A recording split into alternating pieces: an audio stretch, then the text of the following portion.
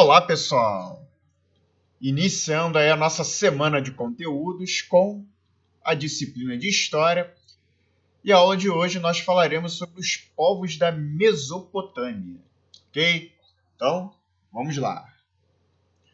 Bom, gente, as sociedades mesopotâmicas, assim como a sociedade egípcia, elas são consideradas as primeiras civilizações, né, a surgirem no planeta, pelo menos as mais antigas que se tem notícia. Mas o que seria civilização, né? Qual seria o significado da palavra civilização, né? Bom, a palavra civilização, ela pode ter diferentes significados, né? Em meados do século XVIII, o termo ele começa a ser utilizado na França para expressar uma ideia de evolução, ou seja, uma ideia evolucionista de progresso. Segundo essas ideias, a humanidade ela passaria por etapas sucessivas de evolução social. Assim, alguns cientistas montaram classificações em que procuraram enquadrar todas as sociedades, desde o Paleolítico até os dias atuais. Nessas classificações, civilização corresponderia às altas culturas, que seriam superiores às culturas consideradas primitivas, selvagens ou bárbaras, né? Então esse conceito ele tinha claramente uma visão etnocêntrica, no qual civilização, alta cultura, descrevia aí, né, se referia às sociedades europeias. Ao passo que as sociedades indígenas americanas, as sociedades africanas, asiáticas, eram vistas como primitivas, selvagens, né? Cabe a gente destacar que nesse contexto dessas ideias aí, né, o mundo começava a vivenciar a Revolução Industrial e o fenômeno chamado neocolonialismo, no qual os países europeus impuseram seu domínio às sociedades africanas, asiáticas, né, e, de alguma maneira, sobre as sociedades americanas, né? O que ocorre, né? Atualmente, grande parte dos historiadores, antropólogos e demais estudiosos rejeita essas noções de superioridade ou inferioridade cultural entre os povos, né? Se considera que as sociedades humanas elas são diferentes e não podem ser hierarquizadas em uma classificação linear, beleza? Contudo, o termo civilização ele pode ser utilizado nos estudos históricos aí para se referir a uma forma própria de organização social. E é nesse contexto, nesse sentido, que nós abordaremos aí as sociedades aqui antigas, né? Começando pelas sociedades mesopotâmicas, ok? Nós vamos entender civilização aqui como uma forma própria de organização social. Então, nesse sentido, para o historiador Jaime Pinsky, civilização não é elogio e pré-civilizado não pode ser tomado aí como ofensa, ok? Alguns eventos costumam ser associados ao surgimento das sociedades civilizadas, entre os quais nós destacamos o aparecimento das primeiras cidades, os sistemas de registro e escrita, a formação do Estado e o aprofundamento das divisões dos grupos sociais. Beleza? Bom, uma das características aí das civilizações, né, é a formação das aldeias e primeiras cidades, né? As primeiras aldeias sedentárias, elas surgem quando certas comunidades neolíticas se estabeleceram em um território, dedicando-se predominantemente à atividade agrícola, né, à agricultura. Com isso, amplia-se a oferta de alimentos, a população cresce e a vida social vai se tornando cada vez mais complexa. Então, uma das consequências desse processo será a ampliação gradativa aí da divisão do trabalho, né? Uma pessoa com habilidade para fazer cerâmica, por exemplo, podia empregar a maior parte do seu dia nessa atividade para depois trocar seus potes por alimentos. Esse intercâmbio acontece com outras atividades, o que vai permitir o surgimento de funções sociais específicas, como a do tecelão, a do sacerdote, a do ceramista, a do metalúrgico e por aí vai. Algumas dessas aldeias em expansão, elas também vão incorporando às suas estruturas físicas novos elementos, como muralhas, templos religiosos, casas para moradia, armazéns para estocar alimentos e ruas. Esse processo ele faz parte aí do surgimento das primeiras cidades. Tá? Então, entre as cidades mais antigas, nós podemos citar Jericó, que surge por volta de 8.000 a.C., né? A cidade de Jericó é conhecida aí para o pessoal que lê a Bíblia, né? As famosas muralhas de Jericó.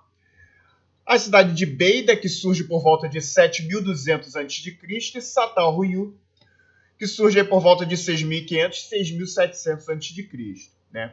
Muitas vezes, acompanhando a formação das primeiras cidades, se desenvolveram calendários, sistemas de escrita, de numeração, de pesos e de medidas. Beleza? Bom, uma das características da civilização também vai ser a questão da formação do Estado, né? O termo Estado ele deriva do latim status, que significa, né, estar firme, né? Então, nesse caso, vai se atrelar aí a permanência de uma situação de convivência humana ligada à sociedade política, né? Certamente que o Estado nem sempre existiu ao longo da história. Diversas sociedades se organizaram sem ele. Nelas, as funções políticas não estavam claramente definidas e formalizadas em determinada instância de poder. Contudo, em dado momento da história da maioria das sociedades, supõe-se que com o aprofundamento da divisão social do trabalho, certas funções político-administrativas e militares acabaram por ser assumidas por um grupo social específico, que passaria a deter assim o poder de impor normas à vida coletiva. Desse modo, teria surgido o governo, por meio do qual se desenvolveu o Estado. Ok? Bom, gente, e aí nós entramos aí na Mesopotâmia, né? Mesopotâmia é berço de civilizações, né? O nome Mesopotâmia significa terra entre rios, né? Ele foi atribuído à região pelos antigos gregos devido à sua localização entre os rios Tigre e Éufrates. Ali viveram diferentes povos que se confrontaram em vários momentos. Tá? Essa região da Mesopotâmia ela está inserida no que atualmente hoje conhecemos como Iraque. Tá? Bom, as áreas próximas dos grandes rios eram muito importantes na Mesopotâmia, né, que era uma região caracterizada pelo clima árido e pela escassez de chuva. Essas áreas atraíam grupos nômades e seminômades das montanhas e do deserto, que atacavam as populações sedentárias dos vales e das planícies, onde havia terras férteis para plantar e criar rebanhos. Assim, diversos povos se sucederão no domínio da região. Entre eles destacam-se os sumérios, os acádios, os amoritas ou babilônios, os assírios e os caldeus. Cada um desses povos terá o seu período de domínio e apogeu aí na região. E aí vamos ver o período que cada um deles, né, domina, né? Bom, os sumérios, né? Os sumérios, eles são considerados os criadores da primeira civilização da Mesopotâmia. Essa civilização vai surgir aí por volta de cerca de 3.500 a.C., né? Eles se estabelecerão nos vales ao sul da região e fundarão importantes cidades como Ur, Uruk, Eridu, Lagash e Nippur. Atribui-se aos sumérios o desenvolvimento da escrita cuneiforme e o uso da roda em veículos pela primeira vez. Então, nessa área aqui do mapa em rosa, né, nós temos aqui o chamado período sumeriano. Nessa região que é o sul da Mesopotâmia, os sumérios vão se instalar e formar importantes cidades como Ur, Uruk, Nippur, Lagash, Eridu e outras. Bom, os acádios, né? Os acádios eles são provenientes do deserto do Saara, né, e vão chegar à região da Mesopotâmia por volta de 2550 a.C. Eles conquistarão e unificarão as cidades sumérias. Sob o comando do rei Sargão I, eles fundarão o primeiro império mesopotâmico, que se expandiu desde o Golfo Pérsico até o norte da Mesopotâmia, entre cerca de 2550 a 2150 a.C., que vai se dar aí a hegemonia dos acádios, né?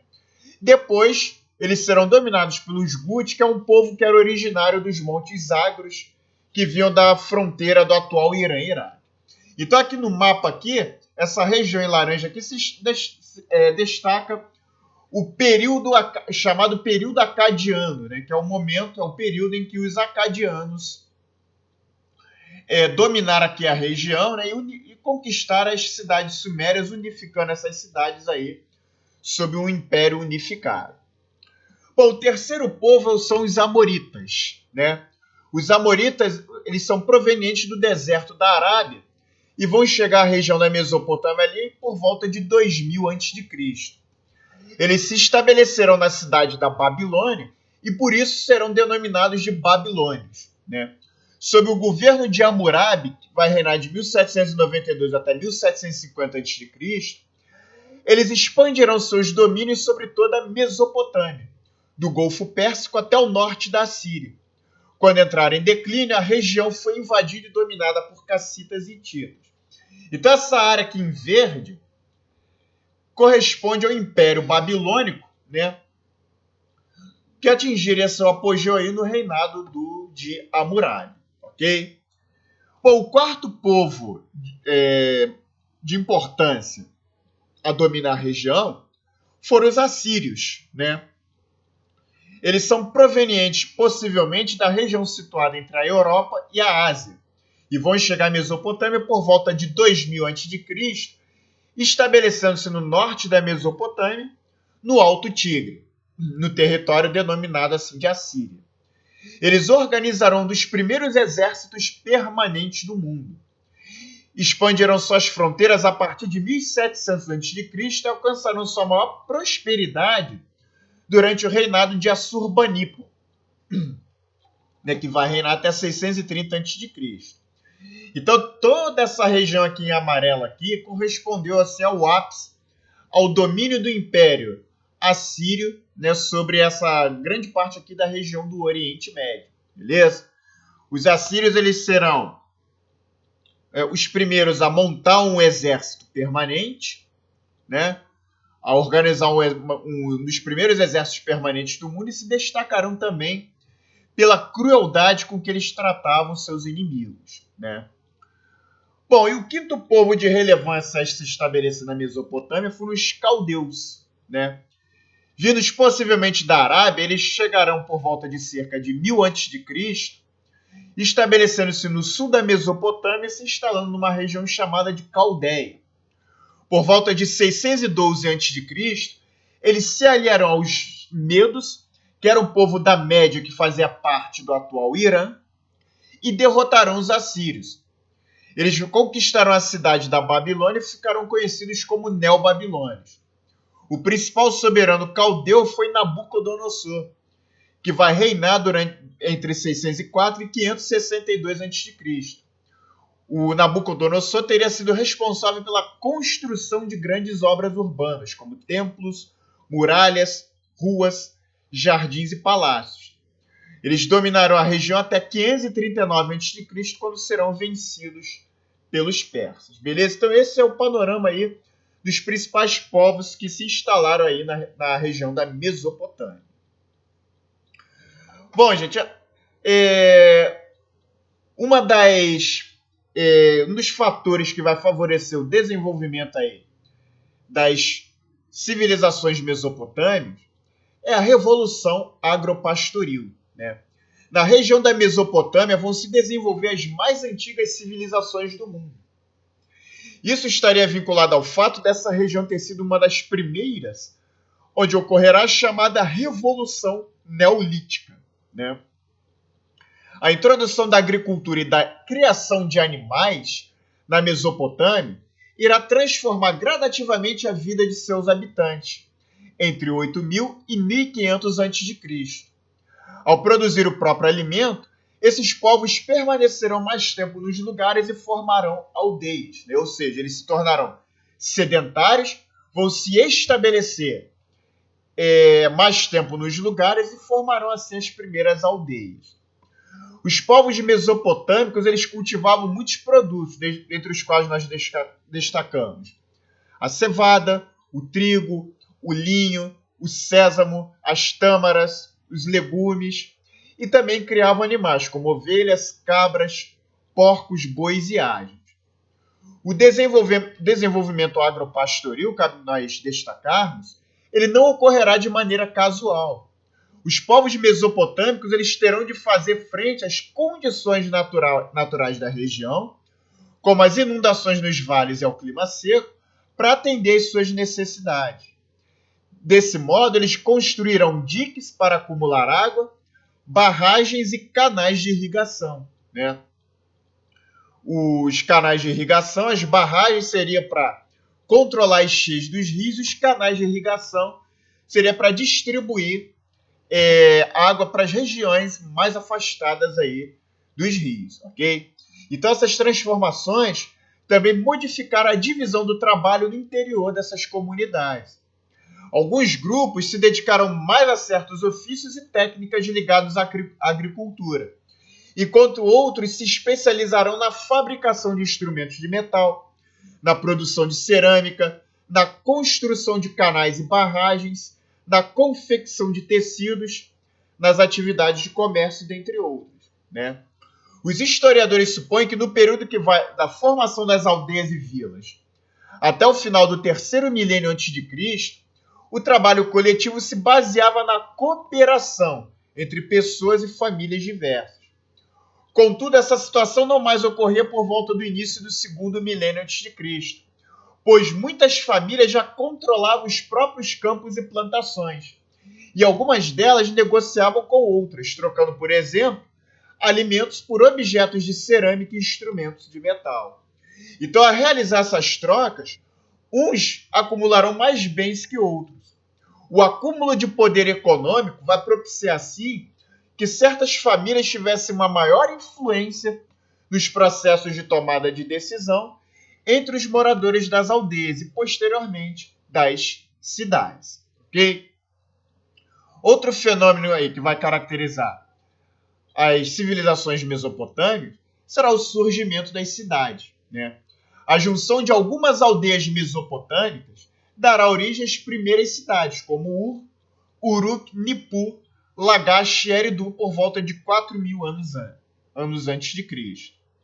Essas cidades eram formadas por construções como casas, templos, pontes, palácios e muralhas. Uma das explicações para o surgimento das primeiras cidades é que o aumento e a concentração das pessoas nas aldeias, aliados ao crescimento do intercâmbio econômico e social, irão impulsionar novas formas de organização do trabalho, da justiça, da religião, da segurança dos habitantes e da proteção dos bens econômicos. Então, grande parte das cidades da Mesopotâmia não se unirá para formar um reino único. Nessas cidades elas eram independentes e por isso foram chamadas pelos historiadores de cidades-estado, ok? Então, esse é o contexto aí que marca o surgimento aí das primeiras civilizações da Mesopotâmia.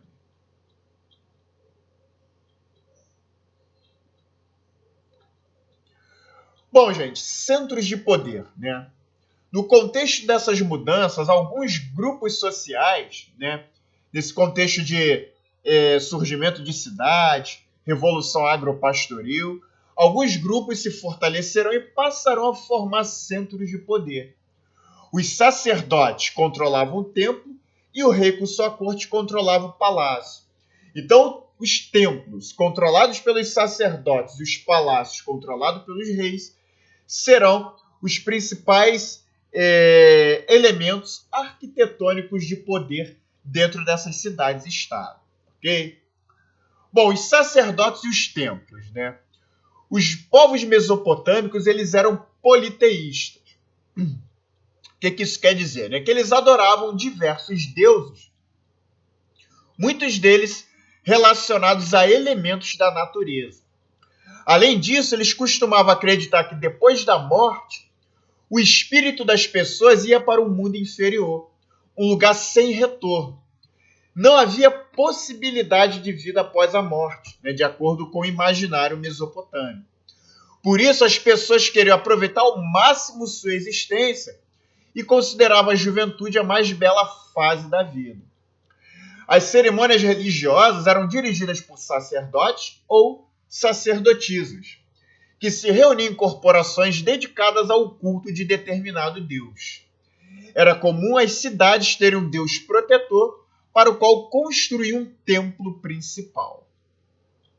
Além das funções religiosas, os sacerdotes do templo também exerciam atividades econômicas.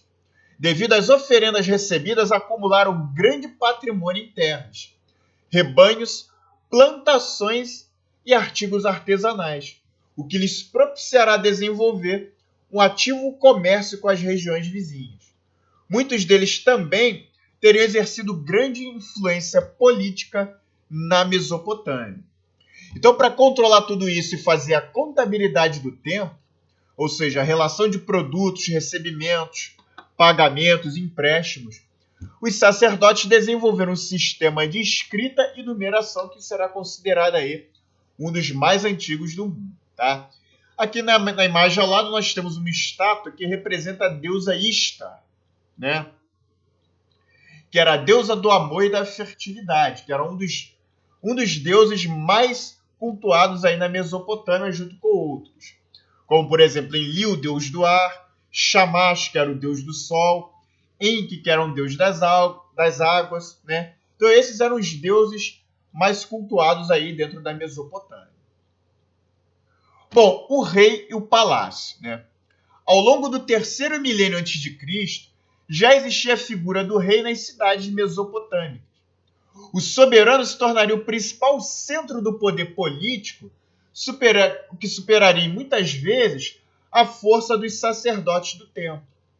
Então, por volta de 2500 a.C., o rei, sua família e seus funcionários, eles moravam no Palácio Real, que era uma nova estrutura arquitetônica que se destacava além do templo. Há várias hipóteses que explicam a origem e o crescimento do poder real na Mesopotâmia.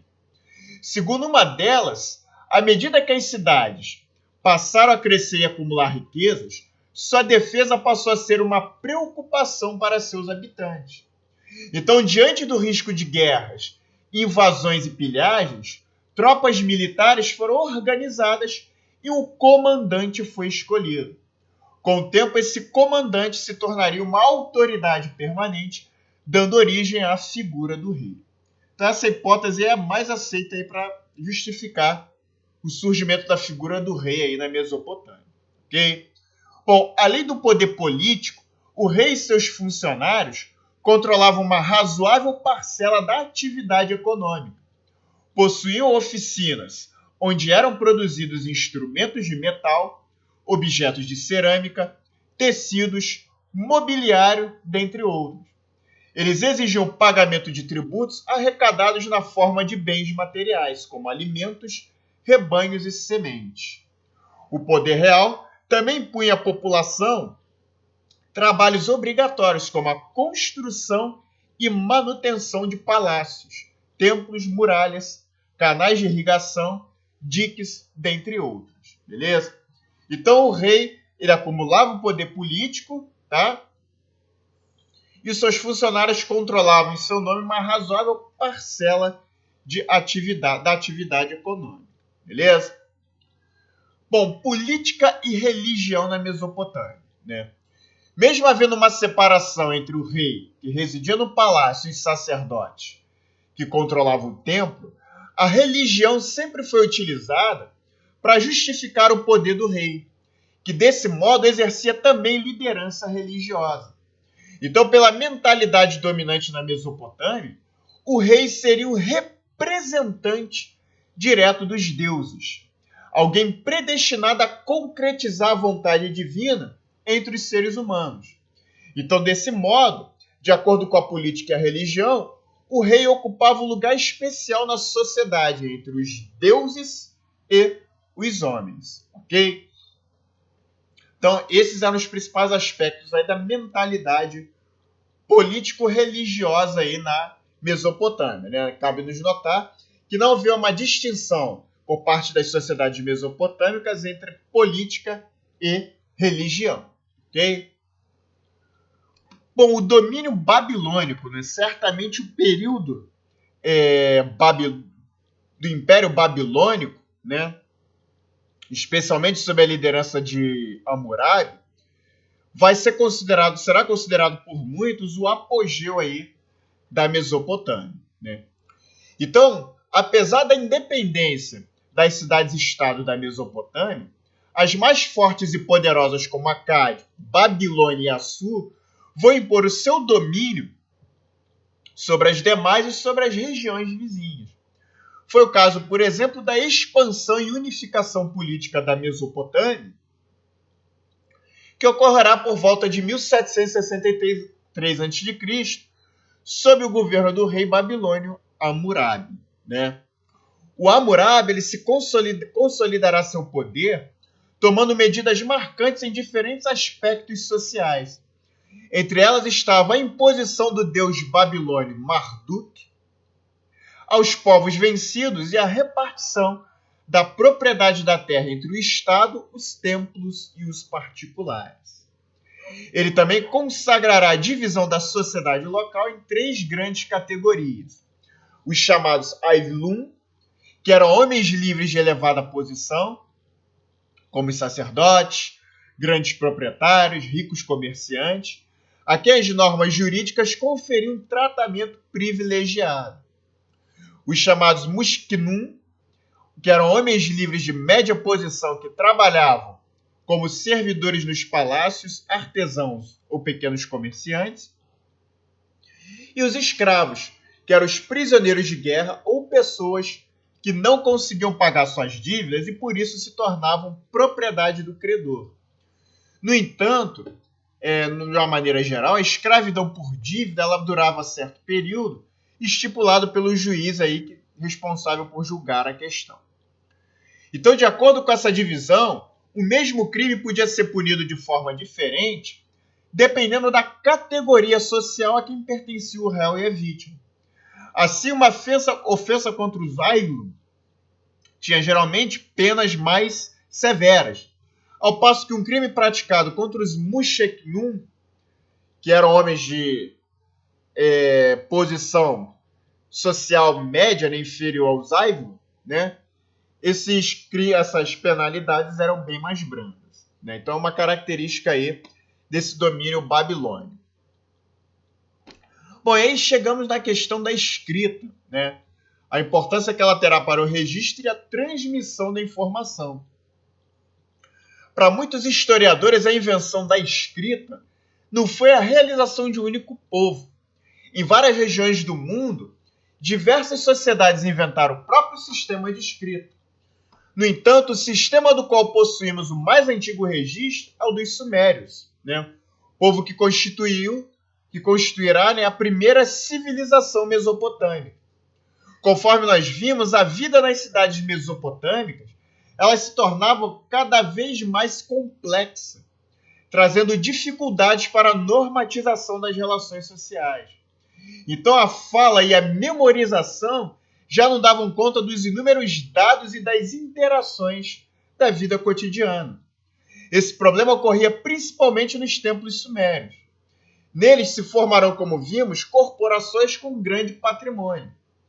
Esse patrimônio era administrado pelos sacerdotes que realizavam diversas transações econômicas, como empréstimos de animais e sementes, pagamento a construtores de barcos e comerciantes, controle de produtos estocados em seus armazéns, dentre outros, né? Então se supõe que, com o tempo, os sacerdotes perceberam que não podiam confiar apenas em sua memória para registrar tantas operações. Para resolver esse problema, eles teriam desenvolvido uma escrita, ou seja, um sistema de sinais pelo qual a linguagem verbal pudesse ser fixada numa superfície, entendida e transmitida para outras pessoas. Beleza? Bom, e aí a partir de 3.000 anos antes de Cristo, a escrita começa a ser utilizada não só para fazer a contabilidade dos templos, mas também para registrar ensinamentos religiosos, literários, normas jurídicas, dentre outros. Assim, os mesopotâmicos puderam escrever histórias que até então eram transmitidas apenas de forma oral. Um bom exemplo disso é a chamada Epopeia de Gilgamesh, que, registrada em blocos de argila, por meio da escrita cuneiforme, narra as aventuras de amor e bravura de um herói, o Gilgamesh, que desejava descobrir o segredo da imortalidade. Beleza? Então, aqui nós temos um tablete sumário com a escrita cuneiforme, né, para a gente ver como era a característica aí dessa escrita. Beleza? Bom, e aí nós falaremos um pouco da transformação que a escrita suméria vivenciará ao longo dos períodos, né? Um dos primeiros sinais que serão criados de escrita serão os chamados sinais pictográficos, né? São os primeiros sinais criados. Eles consistiam em desenhos figurativos do objeto representado. Assim, se fazia um desenho simplificado de um boi, de uma cabeça, de uma semente ou de um jarro. Por exemplo, quando se queria expressar assim um desses elementos. Então, se eu quisesse expressar um boi, eu fazia um desenho de um boi. Um vaso, fazia um desenho de um vaso, e assim sucessivamente. Em seguida, surgiria um outro tipo de sinal, tipo de escrita, que é o ideográfico. Os sinais eles passaram a ser ideográficos, ou seja, passaram a significar ideias, que além da simples figura do objeto representado. Certo sinal de um jarro, por exemplo, queria dizer determinado jarro com uma quantidade de semente. Outros sinais, por exemplo, quando combinados, podiam adquirir outros significados. Como no caso aqui, boca mais pão, o significado dessa junção era de comer, beleza? E por fim, nós chegamos aí aos sinais fonográficos, né? Os sinais eles deixam de ser, eles passam a ser menos figurativos e abstratos e tornando-se fonográficos, isto é, representando assim os sons da fala humana, significando conceitos ou ações cada vez mais complexos, tá? E como esses sinais eram impressos com uma espécie de estilete em forma de cunha, na argila ainda molhada, a escrita suméria receberá o nome aí de cuneiforme, beleza? A escrita suméria ela tinha no início mais de 2.000 signos, que aos poucos foram sendo simplificados e se reduziram a cerca de 300 signos mais usuais. Ok? Bom, gente, as civilizações mesopotâmicas também se destacaram aí pela elaboração dos primeiros códigos jurídicos, né? Serão assim os fundadores do direito, né? Será na Mesopotâmia que se estabelecerão os primeiros códigos escritos de que se tem códigos jurídicos escritos de que se tem notícia, né? Entre eles está o Código de Hammurabi, que reuniu em seus 281 artigos normas sobre diversos temas como homicídios, lesões corporais, roubos, questões comerciais e escravidão. Então essas normas foram recolhidas em grande parte dos costumes jurídicos já praticados na Mesopotâmia. Mas ao organizá-las em um código, o Hammurabi ele vai reafirmar a importância da função do rei como ordenador da vida social. No Código de Hammurabi não encontramos a definição das características gerais dos crimes. Seus artigos eles descrevem casos específicos que serviu como padrão a ser aplicado em questões semelhantes, né? E aqui abaixo nós temos alguns exemplos de normas extraídas desse código, né? Por exemplo, se um filho agredir seu pai com as mãos, terá sua mão cortada. Se um construtor edificar uma casa para um homem livre e a casa desabar, matando o proprietário, esse construtor será morto. Se um homem roubar um boi, uma ovelha, um asno, um porco ou um barco, e esses bens pertencerão a um templo ou a um palácio, o ladrão terá de devolver 30 vezes o valor roubado. Tá? Então, essa é uma característica aí dos primeiros códigos jurídicos, né, estabelecidos pelos mesopotâmicos, em especial o Código de Hammurabi. Bom, gente, o princípio de talião, né, vai ser uma característica aí do Código de Hammurabi. Em muitas sociedades antigas, a pena aplicada ao criminoso se concretizava nos mais variados tipos de revide ou ofensa cometida. Muitas vezes esse revide se transformava em violência sem fim entre grupos rivais. Então, no Código de Hammurabi, nós encontramos um meio para limitar esses excessos, né, que é o princípio ou lei de talião, pelo qual a pena não seria uma vingança arbitrária e desmedida, mas proporcional à falta cometida. Ou seja, olho por olho, dente por dente. Então, em outras palavras, fazia-se justiça por meio de uma retribuição proporcional ao crime praticado. Assim, por exemplo, se alguém furasse o olho de outro, seu olho também seria furado. Se alguém arrancasse os dentes de outro, seus dentes também seriam arrancados. Então, quando analisamos as penas do Código de Hammurabi, elas podem nos parecer brutais. Contudo, para a época, o princípio de talião era considerado a expressão da justiça. O Código de Hammurabi também estabelecia a possibilidade de a pena ser paga na forma de recompensa econômica. Ok? Bom, gente, aí nós inserimos a nossa sessão Colocando em Prática, no qual trago questões de Enem e vestibulares, né, que tenham relação com o tema que acabamos de abordar para concluir a aula. Né? Bom, aqui eu trago para vocês uma questão da UFSM, né, da Universidade Federal de Santa Catarina, que nos diz esse enunciado. A região da Mesopotâmia ocupa lugar central na história da humanidade.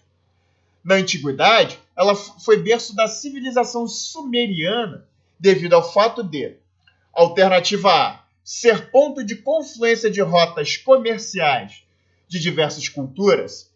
Alternativa B, ter um subsolo rico em minérios, possibilitando o salto tecnológico da Idade da Pedra para a Idade dos Metais.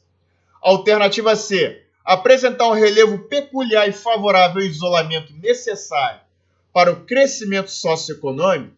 Alternativa D, possuir uma área agricultável extensa, favorecida pelos rios Tigre e Éufrates. Ou alternativa E, abrigar um sistema hidrográfico ideal para a locomoção de pessoas e apropriado para o desenvolvimento comercial. Bom, gente, deixa eu ligar aqui o ponteirinho aqui. Bom, gente, o que cabe a gente destacar aqui, né? Nós vimos lá atrás que o surgimento, né, o comando da questão que nos pede, na antiguidade, foi berço da civilização sumeriana devido ao fato de, né, isso a região da Mesopotâmia.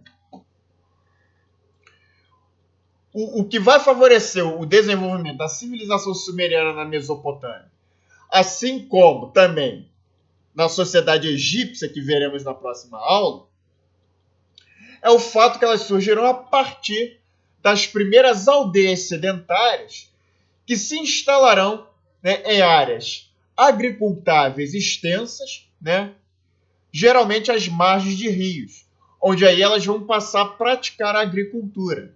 Né? Elas vão se aproveitar das cheias periódicas desses rios para o desenvolvimento da agricultura. Tá? Então, no caso sumeriano aí específico, né, o surgimento, né, o lugar central que essa civilização vai exercer aí no mundo antigo, na história da humanidade, é que ela vai se instalar em uma área agricultável extensa, que no caso da Mesopotâmia era favorecida pelos rios Tigre e Éufrates. Logo, a partir dessa análise, a questão correta, a alternativa correta, é a alternativa D de dado. Ok? Possuir uma área agricultável extensa, favorecida pelos rios Tigre e Éufrates. Beleza, pessoal? Alternativa D de dado é a correta. Bom, aqui eu deixo para vocês o gabarito, o comentário da questão. Beleza? Como sempre, eu disponibilizo o PDF dessa aula, disponível aqui no link na descrição do vídeo, aqui embaixo, okay? Para quem quiser, desejar baixar. E assim nós encerramos esse conteúdo de história aqui para o canal, beleza? Mais uma vez, gente, eu solicito a vocês, dê um like no vídeo, beleza? se inscreva no nosso canal para receber novas notificações, beleza? Você dando seu like e se inscrevendo no canal ajuda demais o canal, do curso Prof. Enem a crescer, beleza? Ajude aí o Prof. Enem aí a dar aquele ar. Então, um forte abraço e até o próximo vídeo.